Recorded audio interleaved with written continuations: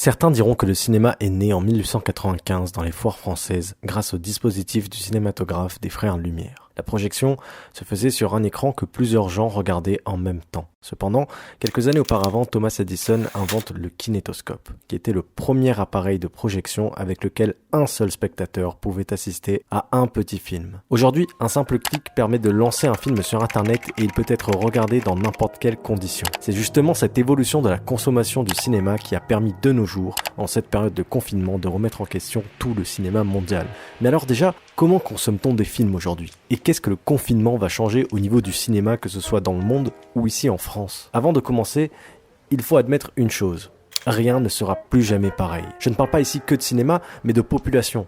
Que ce soit au niveau de l'énorme baisse démographique, du changement comportemental des gens à force de rester confinés chez eux, des situations géopolitiques qui évoluent constamment. Nous vivons une période unique, différente des 2 guerres mondiales précédentes, mais de la même ampleur. Bien sûr, chaque événement mondial aura toujours un impact au niveau du milieu artistique. Le film de guerre est carrément devenu un genre au cinéma de nos jours. Et même si le genre de film de pandémie existe déjà, y aura-t-il un genre de film lié au coronavirus spécifiquement ? Mais ce qui inquiète vraiment, ce n'est pas de regarder le futur, mais de regarder le présent. Qu'adviendra-t-il de nos salles de cinéma ? C'est quoi le cinéma durant le confinement ?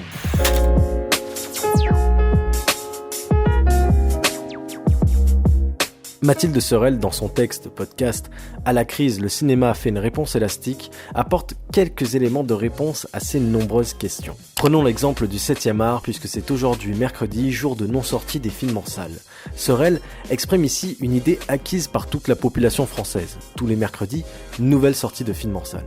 C'est un concept très simple et pourtant assez perdu de nos jours. Le cinéma est très vite dépassé face à des concurrents comme les plateformes de streaming qui, elles, n'ont pas du tout ce principe de calendrier hebdomadaire. Netflix, par exemple, va venir apporter du nouveau contenu tous les mois sur la plateforme. Il y a 2 mois, tous les films du studio Ghibli étaient à présent disponibles sur la plateforme. Cela a permis à beaucoup de monde de revoir tous ces films et, pour d'autres, de les découvrir et donc de s'initier au cinéma d'animation japonais. Là où Netflix gagne en popularité de nos jours, c'est donc bien dans son espèce de système de patch inspiré par le monde du jeu vidéo. Aujourd'hui, les plus grandes franchises de jeux vidéo vont faire des mises à jour de leurs jeux sous forme de nouveaux contenus téléchargeables gratuits. Et une liste ou trailer de ce contenu sera diffusée sur tous les réseaux sociaux afin de viser un public ciblé. Souvent, le tout se présente sous forme de liste écrite détaillant chaque nouveau contenu. Netflix fait tout simplement la même chose, principalement sur Instagram, afin de cibler un public jeune. À l'opposé, les salles de cinéma, elles, ne voient leur succès reposer que sur la promotion du film en question qui sera projeté, que ce soit par un trailer sur YouTube, à la télévision ou par des interviews dans des magazines ou autres. Chaque milieu a donc bien ses méthodes promotionnelles et marketing qui lui sont propres. Pour des festivals de films documentaires, il va par exemple être arbitré que le plus important est de montrer les films et donc de maintenir même numériquement l'édition du festival. Sorel apporte ici un point essentiel pour le marché du cinéma. Car oui, s'il y a bien une chose qui réunit les plateformes de streaming et les salles de cinéma, c'est la vente de films. Le meilleur moyen est bien évidemment le festival, car c'est là où un film peut se faire connaître et donc être vendu à des diffuseurs. Cependant, le confinement interdisant les rassemblements physiques rend la chose bien plus compliquée. On regarde donc le film chez soi dans des conditions différentes de celles d'une projection en salle. Mais cela peut nuire à plusieurs cinéastes qui ont besoin de l'interaction du public. Par exemple, Gaspard Noé ou Luis Buñuel sont 2 cinéastes choquants qui attendent la réaction du spectateur et divisent donc la critique. Et c'est tout là leur coup de génie qui leur donne un succès. Les gens sont d'accord ou non avec leur film. Ils en parlent, le débat se crée et le film gagne en popularité. Mais ce phénomène ne pourrait se produire si les gens ne se rassemblent pas. Cela rejoint aussi le marché du film à Cannes par exemple. En face à face, les échanges évoluent, les diffuseurs, producteurs, réalisateurs se parlent, se croisent et les relations se créent ainsi. Le festival de Cannes semble donc bel et bien annulé pour ces raisons, et c'est bien ce que Sorel mentionne plus tard. Dans le cas du festival de Cannes, impossible de basculer sur une alternative entièrement numérique puisque les rencontres physiques internationales entre artistes, professionnels et critiques sont l'essence même du festival. Cependant, il faudra remarquer qu'une différence devrait être faite entre le concours et le festival. Ce qui est maintenu durant le confinement, la plupart du temps, est l'aspect concours du festival, d'où la volonté de diffuser les films sur Internet par exemple. Le confinement peut bien assurer cette partie-là, mais la partie festival, vente de films, rencontre doit être remaniée. Certains diront que le marché du cinéma pourrait trouver une alternative en se plaçant directement sur Internet. Par exemple, sous forme de sites à accès restreint où des compagnies, diffuseurs pourraient acheter des droits d'exploitation pour les films. Un côté positif serait peut-être celui de rendre l'accès au marché plus simple pour plusieurs films indépendants peu connus, qui en temps normal ne participant pas dans les festivals, leur notoriété resterait minime. Cependant, le cas très probable serait celui d'une saturation du marché. Peut-être même que les plateformes de streaming n'auraient plus assez d'espace de stockage pour tous ces films. Et peut-être même qu'avec une bonne gestion de ces achats, le tout pourrait s'avérer bénéfique pour l'économie cinématographique. Enfin bon, tout ceci ne reste que supposition. Dans la deuxième partie de son podcast, Mathilde Sorel parle du plus gros sujet de discussion dans le cinéma français durant le confinement, la VOD et la SVOD. Sorel oublie un point très important dans son texte et c'est la différence entre ces deux termes. La VOD qui signifie Video on Demand, vidéo à la demande, et la SVOD qui signifie Subscription Video on Demand, vidéo à la demande par abonnement. Les deux sont des services payants à l'opposé des salles de cinéma. La VOD est tout simplement disponible sur Canal+, par exemple, alors que la SVOD désignerait toutes les plateformes de streaming payantes en France, dont le dominant reste Netflix par exemple. Alors bien évidemment, durant le confinement, la SVOD et la VOD ont littéralement explosé en France, étant devenu le seul moyen de regarder des films ou séries chez soi, vu que les salles de cinéma restent fermées.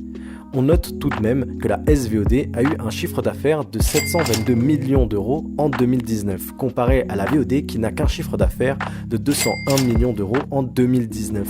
La SVOD reste donc plus importante que la VOD, que ce soit par son nombre d'utilisateurs que par son chiffre d'affaires. Ainsi, Sorel donne l'exemple de La Bonne Épouse de Martin Provost, qui a préféré une sortie en VOD qu'une sortie en salle. Le film ayant fait 171 000 entrées pendant sa seule semaine d'exploitation, on suppose que la VOD a sûrement dû apporter son lot de nouveaux spectateurs. Cependant, si ce film est autant important aujourd'hui en France, c'est à cause de la chronologie des médias. La France a son propre système pour bénéficier à l'économie du cinéma avec la chronologie des médias.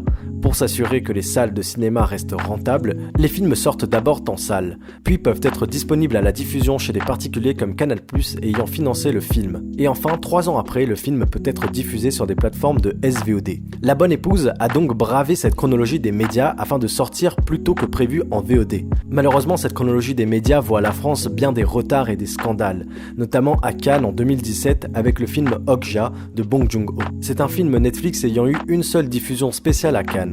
Aucune autre diffusion en salle n'a été faite par Netflix, car sinon, le film aurait dû attendre 3 ans pour sortir sur la plateforme l'ayant produit. Les États-Unis, eux, par exemple, n'ont pas cette chronologie des médias. L'exploitation des films se fait sous forme de contrat. Ainsi, Netflix a racheté le fameux Paris Theatre à New York afin de diffuser en exclusivité ses films. Pour clôturer son texte, Mathilde Sorel cite cette phrase : « On arrête tout, on réfléchit ». Et elle a bien raison sur ce point. Une industrie aussi colossale mise en pause pendant des mois durant a d'énormes conséquences sur la culture mondiale. Au niveau de la production, on notera que le confinement a poussé plusieurs gens à regarder plus de films, voire même créer des petits films clôturés chez soi. Et cela prouve un point. Contrairement à ce que diraient certains réalisateurs, le cinéma n'est pas mort. L'année dernière, en mai 2019, lorsque Avengers Endgame sortait, tous les cinémas étaient saturés. La France n'a jamais enregistré autant d'entrées en salle depuis les 53 dernières années, comme le révèle le CNC dans une étude en 2019.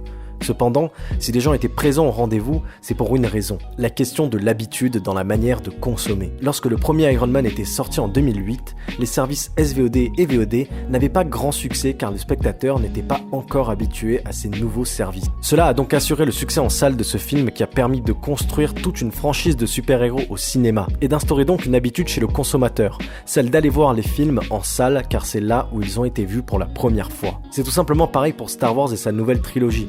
Petits écrans étaient au rendez-vous car depuis toujours on découvre un Star Wars au cinéma pour ensuite le revoir chez soi sur le support de son choix. Si les seuls films qui attirent la plus grande partie du public sont les blockbusters, c'est parce qu'ils sont le seul type de film à avoir su fidéliser un public et leur offrir un cinéma s'adaptant bien à cette mentalité du divertissement. Les gens ont donc compris grâce à ces films que l'expérience de visionnage pouvait donc varier selon la salle de cinéma et la télévision de chez soi.